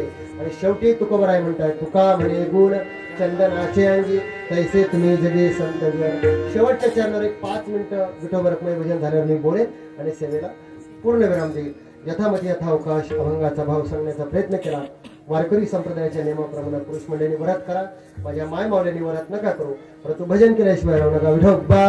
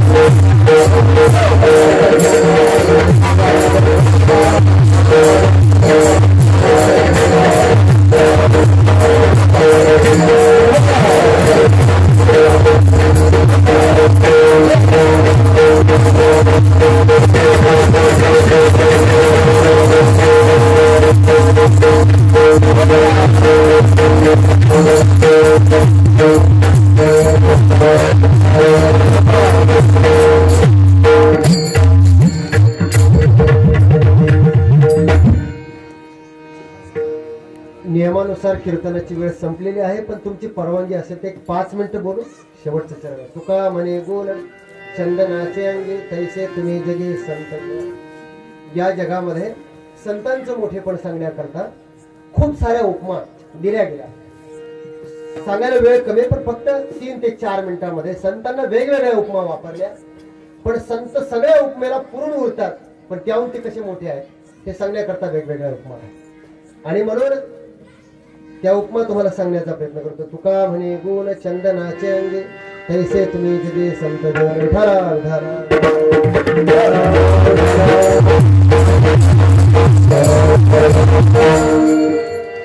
बऱ्याच उपमा संतांना दिल्या, तेवढंच सांगतो. पसाय दानामध्ये ज्ञानोबरायांनी शब्द वापरला, चंद्र मेजे याला संत कसे आहेत? चंद्रासारखे. म्हणजे चंद्र ठीक आहे, चंद्र कमी पडला हो संतांचा. कारण चंद्रासारखे जर म्हणावे तर इंद्रा पडले भग चंद्र झाला नारद चुकला चाळा भजनाचा. चंद्रावर डाग आहे, तसा डाग आमच्या संतांकडे आहे का? म्हणून चंद्र म्हणजे आलांछन, चंद्र आहे पण आलांछन रहित आहे. मार्तंड जे तापजे. दुसरी उपमा वापरली, ऐका. पहिली उपमा कोणती वापरली? चंद्र. चंद्र आहेत पण चंद्रासारखा डाग नाही. दुसरा शब्द वापरला मार्तंड. मार्तंड म्हणजे काय? सूर्य. म्हणले सूर्यासारखे आहे. अहो सूर्य कसं म्हणता येईल संतांना? बरं सूर्य म्हणावं, सूर्य संतांसमोर कमी पडला. का कमी पडला? ऐका. सूर्य मे महिन्यामध्ये उन्हाळ्यामध्ये एवढा तापतो की लोकांना नकोसा वाटतो. तसे संत नकोसे वाटतात का? नाही. म्हणून मार्तंड जे तापही सूर्यासारखे आहे पण तापही. पुढे ऐका. मग तुकोबराय सांगतात संतांना कोणती उपमा द्यावी? चंदनाचे हात पायही चंदन. तुका म्हणे गुण चंदनाचे, म्हणून चंदन शब्द वापरला. आता आमच्या संतांसमोर चंदनही कमी पडतो महाराज. चंदन कसं म्हणावं? कारण चंदनाची उपमा का दिली याचं कारण सांगतो. संताने सरिता केलो तैशा परी चंदनाते बोरी व्यापी येण्या. कारण चंदन असं झाड आहे की त्याच्या अवतीभोवती कोणतं जरी झाड आलं तरी त्या प्रत्येक झाडाला आपल्या सारखं बनवतो. हे सामर्थ्य कशाचं आहे? चंदनाचं आहे. आणि उदाहरण बघा, तुकोबरायांनी बोरीच्या झाडाचं दिलं. बोरीच्या का दिलं? बोरीचं झाड एवढं गमतीशीर आहे की बोरीच्या झाडामध्ये कधी अटकलाय का तुम्ही? अटकून पहा जरा. जर माणसाचा शर्ट जर अटकला, मी तर म्हणतो ताते शर्ट सोडा, एखादा महाराज अटकला पाहिजे धोत्रा सगळं बोल. ते बोल काय म्हणते? आता चहा पाणी घेतल्याशिवाय जायचंच नाही. बैस खाली ओरताड करता येत नाही. एक एक काटा काढावा. बरं त्या काट्याची गंमत अशी आहे, एक काटा असतो सरळ, एक काटा असतो वाकडा. तो वाकडा काटा काढायला गेला का सरळ काटा सरळ इंजेक्शन करतो, सरळ काटा काढायला गेला का वाकडा काटा शर्ट पकडून ठेवतो, कपडे खराब करतो. असं ते बोरीचं झाड दोषाने युक्त आहे. पण तरी सुद्धा चंदना ते बोरी बदल केला. पण ऐका, जगातल्या सगळ्या झाडांना चंदन आपल्यासारखं बनवू शकतो. पण संतांनी सांगितलं एक झाड जगामध्ये असं आहे ते काही चंदन त्याला आपल्यासारखं बनवू शकत नाही. कोणतं? बांबू, वेळू. कोणी बांबू म्हणतं, कोणी वेळू म्हणतं. आता ते बांबू वेळू का बनवू शकत नाही याचं शास्त्र आहे बरं का. असं म्हणतात की त्या बांबूला वेळूला विथीवर गाठी असतात बरं का, आणि त्या गाठी त्याला बदलू देत नाही. म्हणून तुम्ही बघा, आम्ही जर कुठे कीर्तनाला गेलो ना, लोक म्हणतात महाराज 40 वर्षापासून ज्ञानेश्वरी पारायण करतो, 40 वर्षापासून पंढरीची वारी करतो. दुसरा म्हणतो खरे एवढ्या वर्षापासून वारी करतो मग बदलला कसा नाही? तुला माहित नाही, आतल्या गाठीचा आहे. ही आतली गाठ खूप भयानक आहे, ती माणसाला बदलू देत नाही. ती आतली गाठ कोणती आहे? काम, क्रोध, लोभ, मत्सर, दंभ, अहंकार, ती तुम्हाला बदलू देत नाही. म्हणून तुम्ही बघा, चंद्रही त्याला काही करू शकत नाही. पण तुम्हाला संतांचं श्रेष्ठत्व सांगितलं. संत म्हणले चल बाबा रडू नको, तुला जरी चंदन बदलू शकत नाही, पण संतांनी त्या बांबूलाही झेंडा लावला आणि त्याला वारकरी संप्रदायात स्थान दिलं. हे संतांचं मोठं, हे संतांचं मोठं. आणि याच्यापेक्षा तुम्हाला सांगू, तो बांबू जरी इथेवर त्याला गाठी असेल, पण तुम्हाला सांगतो त्या बांबूने एकदा काय केलं माहिती का? म्हणले आपल्यातलं दोष आपल्याला जाळले पाहिजे. लोहाराकडे गेला आणि तप्त सळई केली, आतमध्ये टाकली आणि वरती छिद्र पडले, ज्याला आपण पावा बासरी म्हणतो. आणि मग ती बासरी जेव्हा गोड आवाज वाजवायला लागली, आवाज एवढा सुंदर यायला लागला की सगळे लोक ज्ञानोबराय विचारतात की तिचे बासरीचा ध्वनी ऐकून, एक मार्मिकता सांगतो तुम्हाला समाजाची, त्या बासरीचा ध्वनी ऐकून ज्ञानोबराय आदी करून संत वर्णन करतात की समूळ वैर भाव विसरले. गोकुळामध्ये वाघ आणि गाय पाठीला पाठ लावून बसते. हे कशाचं सामर्थ्य आहे? फक्त बासरीचं. मग त्या वाघाला आणि गाईला विचारलं की का ग बाई, तुम्ही तर एकमेकाची शत्रू आहे, तुम्ही घाबरत का नाही? पाठीला पाठ लावून कसं बसले? तर दोघांचं उत्तर असं आहे की आमच्या कानात जो ध्वनी पडलाय बासरीचा, त्यामुळं आम्ही आमच्या ठिकाणचा मूळ स्वभाव विसरलो. हे सामर्थ्य आहे. मग त्या बासरीला जाऊन विचारलं तू हे कसं शक्य केलं? म्हटले माझं सामर्थ्य नाही, मला वाजवणारा कोण आहे? देव आहे. मग बाकीचे लोक म्हणायला लागले तुला काय, जगालाच वाजवणारा तो आहे. साळुंकी मंजूळ बोल कसे बोल विका धनी, पण आमचे सूर एवढे बिघडले कसे? तुझा सूर एवढा चांगला आणि आमचे बिघडले कसे? याचं उत्तर एकच आहे की आमच्या अंतकरणात काम, क्रोध, लोभ, मत्सर, दंभ, अहंकार हे विकार आहे. म्हणून तुका म्हणे गुण चंदनाचे अंगी, तैसे तुम्ही जगी संत जग. तुम्ही चंदनासारखे आहात पण चंदन तुमच्या समोर कमी आहे. पुढची उपमा दिली परिसाची. म्हणले परिसासारखे आहे पण संतांसमोर परिसही कमी पडला. ऐका, परीस जर लोखंडाला लावला तर लोखंडाचं काय करतो? सोनं करतो. पण तोच परीस जर हजारो वर्षाखाली खापरात पडून राहिला तर खापराचं सोनं करतो का? नाही करत. हा पहिला दोष. दुसरा दोष, तो सोनं करू शकतो लोखंडाचं, परीस बनवू शकतो का लोखंडाला? नाही. आपण सारिखे करीती तात्काळ नाही काळ वेळ, हे संतांचं श्रेष्ठत्व आहे. म्हणून परीसही मागे पडला. पुढची उपमा दिली, सर्वांगी साखर अवधी गोड. मग साखरेची उपमा देऊन बघितली. संत म्हणले चला साखरेची उपमा दिली. आता साखरेची उपमा का दिली? ऐका, तुम्हाला बारीक सांगतो. कधी कधी काय होतं, आपण जर बाजारातून जर समजा केळी विकत आणली, केळी, तर आपण काय करतो? मधलं फेकून देतो, बाहेरचं खातो. बरोबर आहे का? नाही. बाहेरचं फेकतो, मधलं खातो. आता तुम्ही खारीक विकत आणली, आता काय फेकता? मधलं फेकता, बाहेरचं खाता. आता ऐका, तुम्ही बाजारात गेला, दुकानातून साखर विकत आणली, पण त्याच्याही आधी जर पिकलेला आंबा आपण घेतला तर पिकलेल्या आंब्यामध्ये काय करतो आपण? बाहेरची साल फेकतो, मधली कोळ फेकतो, दोन्हीच्या मध्ये जो गर आहे म्हणजे ज्याला आंबरस म्हणतो तो सेवन करतो. आता तुम्ही बाजारात गेला, किराणा दुकानामध्ये साखर विकत आणली, आता साखरेमध्ये काय काय फेकतात, काय काय ठेवतात? सर्वांगी साखर अवघी गोड. तसे संत जगतामध्ये. पण संत म्हणले थांबा, संतांना साखर म्हणू नका. साखर सगळ्या जगाला आवडेल, पण ज्याला डायबिटीज झालाय त्याचं काय, मधुमेह झालाय त्याचं काय, त्याच्यासाठी ती विष आहे. तुका म्हणे गुण चंदनाच्या, म्हणून तुका म्हणे तैसा सज्जनापासून पाहता अवगुण मिळायचे ना. हे संतांचं श्रेष्ठत्व आहे. म्हणून अशा संतांचं भजन, अशा संतांचं स्मरण. कारण घेता सज्जनाची नावे, आपणही पुण्यवान व्हावं. कारण जर आपण मोठ्या माणसांचं नाव घेतलं तर आपणही पुण्यवान होतो. म्हणून ज्या संतांनी हा मार्ग आपल्याला दाखवला, एक वेळ त्या संतांचं भजन ज्ञानेश्वर